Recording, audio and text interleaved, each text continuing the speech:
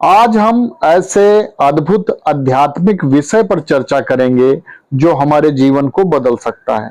संतों ने कहा है कि मनुष्य जीवन का सबसे बड़ा लक्ष्य है ईश्वर की प्राप्ति, लेकिन इस मार्ग पर चलने के लिए आवश्यक है तीन साधन। नंबर एक, अटूट विश्वास यानी श्रद्धा।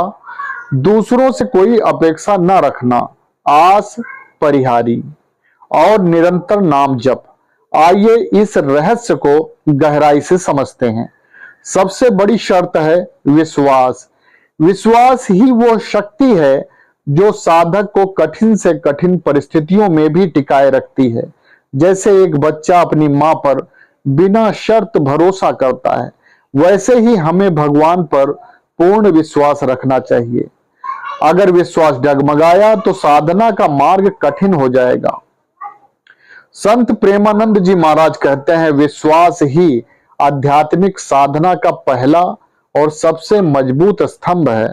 दूसरी महत्वपूर्ण बात है आस परिहारी, यानी कि दूसरों से कोई आशा न रखना। अक्सर हम दुखी इसलिए होते हैं क्योंकि हम दूसरों से अपेक्षा करते हैं, वो मेरी मदद करेगा, वो मेरी प्रशंसा करेगा, वो मेरे साथ खड़ा रहेगा। जब ये अपेक्षाएं पूरी नहीं होती तो हमें दुख और निराशा घेर लेती है। सच्चा साधक वही है जो केवल भगवान से जुड़ा रहे, बाकी किसी से भी उम्मीद ना रखे। जितनी अपेक्षा कम होंगी उतना ही मन शांत और प्रसन्न रहेगा। तीसरा और सबसे महत्वपूर्ण साधन है निरंतर नाम जप। भगवान का नाम जपना यानी हर समय हर परिस्थिति में उनका स्मरण करना। नाम जप से मन पवित्र होता है, विचार शांत होते हैं और आत्मा ईश्वर से जुड़ती है। मनुष्य का चंचल मन अक्सर इधर उधर भागता है, वह भौतिक सुखों और मनोरंजन में उलझकर ध्यान केंद्रित नहीं कर पाता। इसीलिए संत कहते हैं कि नाम जप ही वह औषधि है जो मन को स्थिर कर सकती है। जैसे लोहे का टुकड़ा चुंबक की ओर खींचता है, वैसे ही नाम जप से आत्मा परमात्मा की ओर खींचने लगती है। आध्यात्मिक साधना में सबसे बड़ी चुनौती है मन। मन हमें इधर उधर की बातें सोचने, दुनिया के सुखों और मनोरंजन में भटकाने की कोशिश करता है।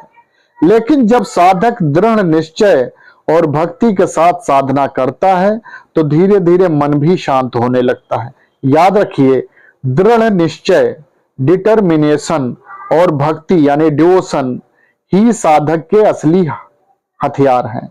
भजन और ध्यान ही वह मार्ग है जो हमें आंतरिक शुद्धता यानी इनर प्योरिटी और स्पष्टता यानी क्लियरिटी प्रदान करता है।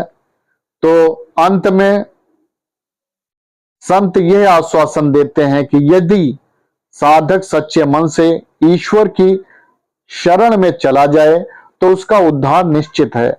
भगवान की कृपा उसी प्रकार निश्चित है जैसे एक मजदूर को केवल हाजिरी देने पर भी मजदूरी मिलती है। बस जरूरत है अटूट विश्वास, अपेक्षाओं का त्याग और निरंतर नाम जप का। इस मार्ग पर चलकर ही हम जीवन का परम लक्ष्य ईश्वर प्राप्ति हासिल कर सकते हैं। जय श्री राधे।